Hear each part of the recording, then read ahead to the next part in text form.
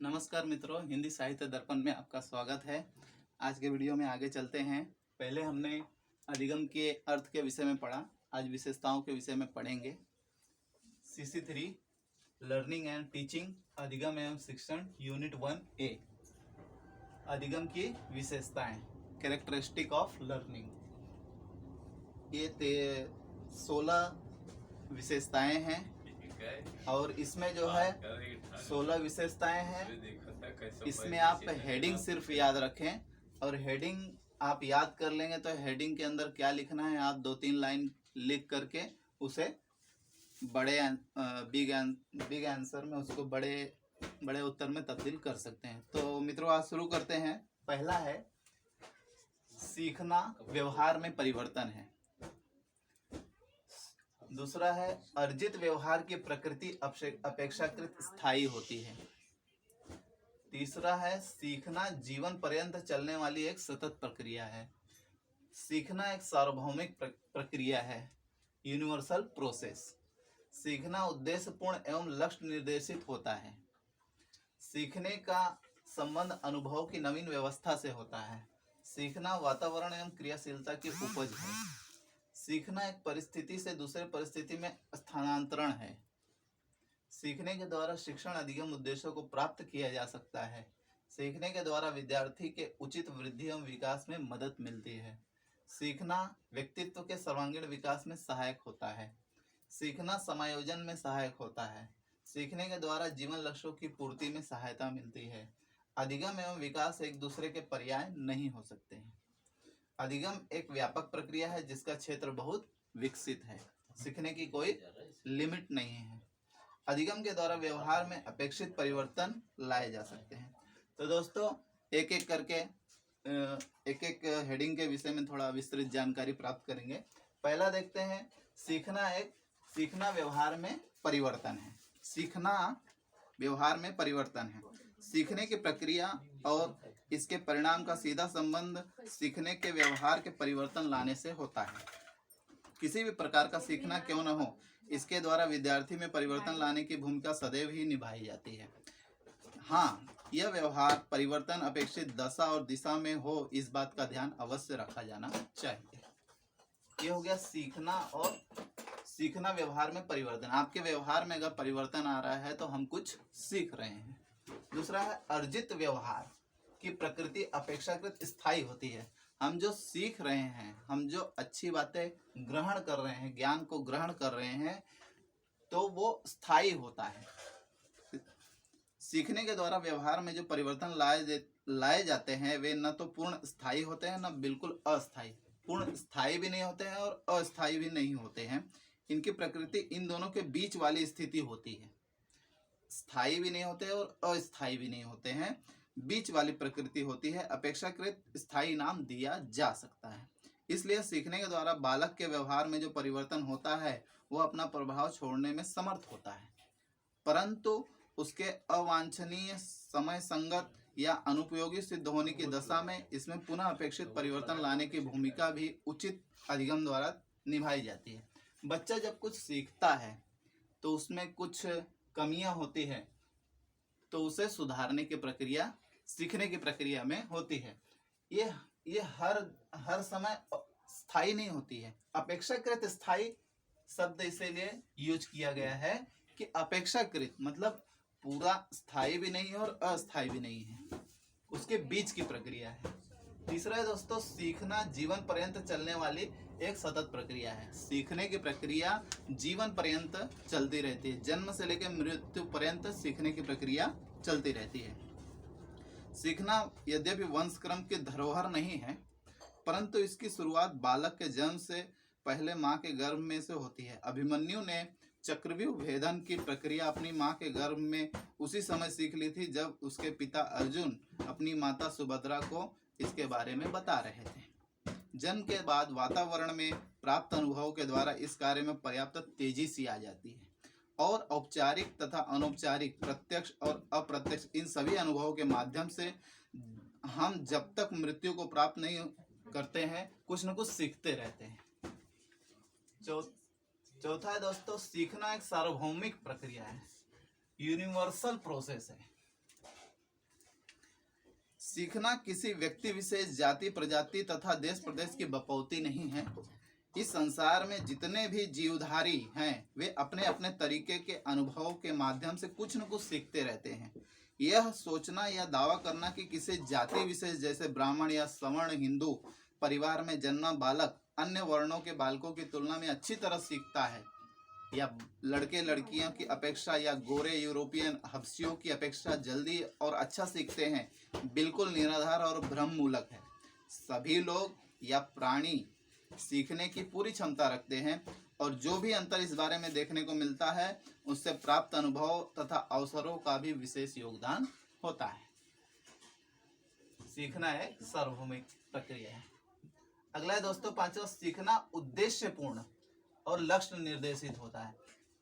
आप सीखने की प्रक्रिया में आपका कोई एक उद्देश्य होता है, उस उद्देश्य की पूर्ति के लिए आप सीख रहे हैं और आपका एक लक्ष्य निर्धारित होता है। वो लक्ष्य सीखने की प्रक्रिया को निर्देशित करता है कि हमें कैसे सीखना है। जब भी हम कुछ सीखने का प्रयास करते हैं, दूसरों शब्दों में अपना व्यवहार में परिवर्तन लाना चाहते हैं, इसका कोई न कोई निश्चित उद्देश्य या प्रयोजन होता है। हमारे सीखने की प्रक्रिया इसी उद्देश्य या लक्ष्य की प्राप्ति की दिशा में आगे बढ़ती है। जैसे जैसे हमें इस लक्ष्य प्राप्ति में सहायता मिलती है, हम अधिक उत्साह से सीखने की ओर जुड़ जाते हैं। जैसे जैसे हमें लक्ष्य की ओर हम बढ़ते हैं, वैसे वैसे हमारे अंदर उत्साह भी, रुचि भी निर्माण होती है और एक उत्साह आता है।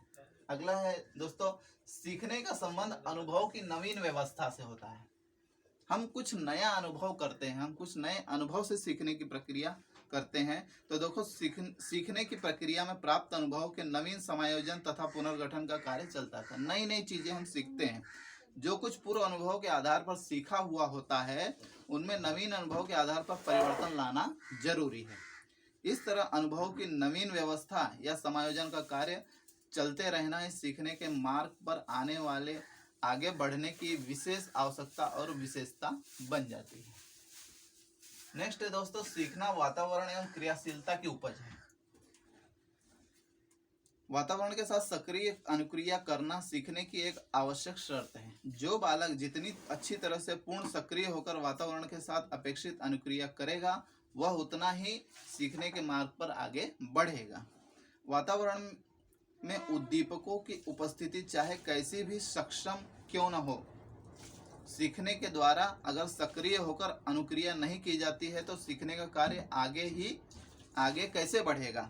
इस तरह सीखने की प्रक्रिया में यह विशेषता होती है कि यह सीखने से वातावरण के साथ पर्याप्त क्रियाशीलता चाहती है ताकि अनुभव के माध्यम से उचित अधिगम हो सके। जब सीखते हैं तो आसपास के वातावरण का उस पर प्रभाव पड़ता है और उससे उसकी क्रियाशीलता बढ़ती है। अगला है दोस्तों, सीखना एक परिस्थिति से दूसरे में स्थानांतरण होता है, ट्रांसफरेबल होता है। एक परिस्थिति से दूसरे परिस्थिति में सीखते हुए व्यक्ति जाता है।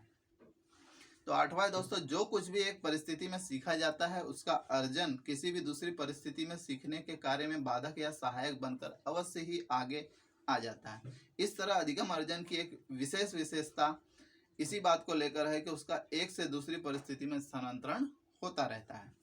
नौवां है दोस्तों, सीखने के द्वारा शिक्षण अधिगम उद्देश्यों को प्राप्त किया जाता है। हम सीखते समय कुछ उद्देश्यों को लेकर के उस अधिगम की प्रक्रिया में आगे बढ़ते हैं और उसे सीखने के द्वारा प्राप्त करते हैं। 9th है, सीखने के द्वारा विद्यार्थी निर्धारित शिक्षण अधिगम उद्देश्यों की प्राप्ति के लिए उचित प्रयत्न कर सकते हैं। इस प्रकार के उद्देश्यों की पूर्ति द्वारा बालकों में अपेक्षित ज्ञान और समझ, सूझबूझ, कुशलताएं, रुचि तथा दृष्टिकोण आदि का विकास किया जाता है। 10वां है दोस्तों, सीखने के द्वारा विद्यार्थी के उचित वृद्धि एवं विकास में मदद मिलती है। सबसे अच्छा पॉइंट है, वृद्धि और विकास में मदद मिलती है। वृद्धि और विकास के सभी आयाम में शारीरिक, मानसिक, सामाजिक, संवेगात्मक, नैतिक, सौंदर्यात्मक तथा भाषा संबंधी विकास आदि में सीखने की प्रक्रिया हर कदम पर सहायता पहुंचाती है। अगला 11वां है दोस्तों, सीखना व्यक्तित्व के सर्वांगीण विकास में सहायक होता है। सबसे बेस्ट पॉइंट, आप लर्निंग कर रहे हो तो ऑलराउंड डेवलपमेंट के लिए कर रहे हो, अपने व्यक्तित्व के ऑलराउंड डेवलपमेंट के लिए आप लर्निंग कर रहे हो। तो इसलिए सीखना व्यक्तित्व के सर्वांगीण विकास में मदद देता है। 11वां है, बालक के व्यक्तित्व का सर्वांगीण और संतुलित विकास शिक्षा का प्रमुख उद्देश्य है। सबसे प्रमुख उद्देश्य है और सीखने की प्रक्रिया सभी तरह के इस कार्य में अच्छी तरह सहायता पहुंचाती है। अगला है दोस्तों, सीखना समायोजन में सहायक है। सीखने लर्निंग की प्रक्रिया में एडजस्टमेंट में सहायक होता है। लर्निंग की प्रक्रिया एडजस्टमेंट में सहायक होता है। जैसे सीखने की प्रक्रिया के परिणाम स्वरूप सीखने वाले को अपने तथा अपने वातावरण से उचित समायोजन के कार्य में पर्याप्त सहायता मिलती है। उसमें वो मास्टर हो जाता है कि विषम परिस्थितियों में भी अपने को समायोजित कर लेता है। अगला है दोस्तों 13वां, सीखने के द्वारा जीवन लक्ष्यों की पूर्ति में सहायता। एक जीवन सीखने की प्रक्रिया में, लर्निंग की प्रक्रिया में जीवन का एक लक्ष्य होता है। उस लक्ष्य की ओर जब हम बढ़ते हैं तो सीखने की प्रक्रिया में उसकी ओर अग्रसर होते हैं और अंत में उसे प्राप्त करते हैं। प्रत्येक व्यक्ति अपने ढंग से जीवन की अपनी जिंदगी जीता है। उसके अपने आदर्श तथा जीवन लक्ष्य होते हैं जिनकी प्राप्ति के लिए वह संघर्षरत रहता है, हमेशा प्रयत्नशील रहता है।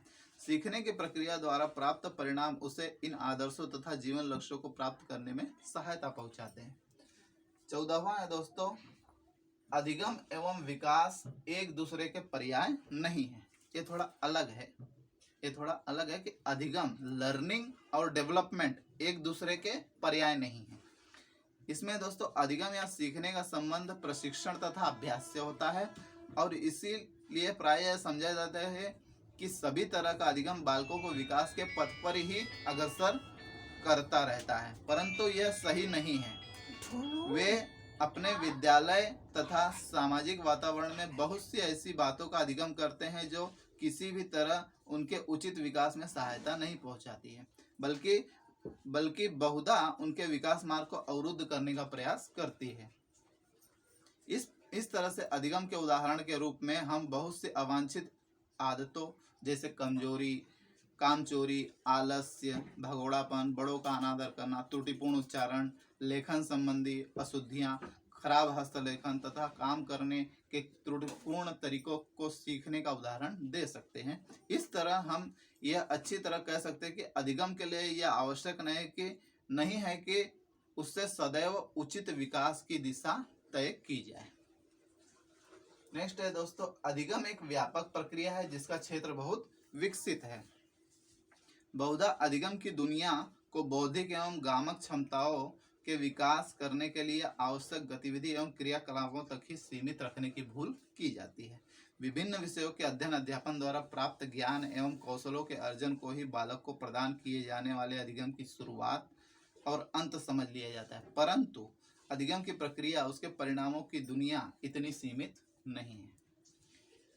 इसके द्वारा बालक के संपूर्ण व्यवहार में इस प्रकार के अपेक्षित परिवर्तन लाने की भूमिका निभाई जा सकती है जिसके द्वारा उसके व्यक्तित्व के सर्वांगीण और पूर्ण विकास में भरपूर सहायता मिल सके।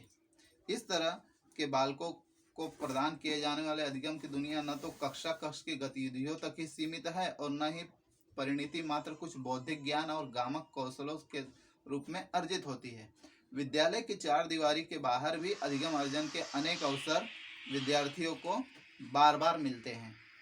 अधिगम की प्रक्रिया औपचारिक और अनौपचारिक अनुभव एवं प्रशिक्षण के माध्यम से अनवरत चलती है और इस तरह अधिगम प्रदान करने वाले साधनों एवं क्रियाओं की किसी एक निश्चित सीमा में नहीं बांधा जा सकता है, न उसके परिणामों को मात्र बौद्धिक एवं गामक विकास तक ही सीमित किया जा सकता है। शारीरिक, गामक, बौद्धिक, सामाजिक, संवेगात्मक, नैतिक, सौंदर्यपरक सभी प्रकार के विकास आयामों की दिशा तय करना एक अच्छे अधिगम कार्यक्रम का उद्देश्य रहता है।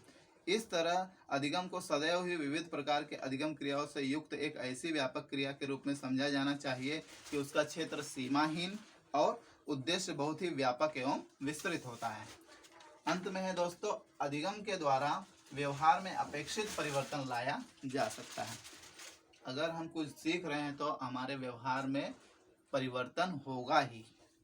अधिगम को ऐसी प्रक्रिया के रूप में परिभाषित किया जाता है जिसमें अधिगमकर्ता के व्यवहार में परिवर्तन लाने की भूमिका की जाती है। अगर अधिगम की प्रक्रिया की दशा और दिशा पर उचित नियंत्रण स्थापित किया जा सके तो इसके माध्यम से विद्यार्थी व्यवहार में पहले से ही निश्चित अपेक्षित परिवर्तन लाने में भरपूर सहायता मिलती है। तो दोस्तों ये आज के अधिगम की विशेषताएं हो गई।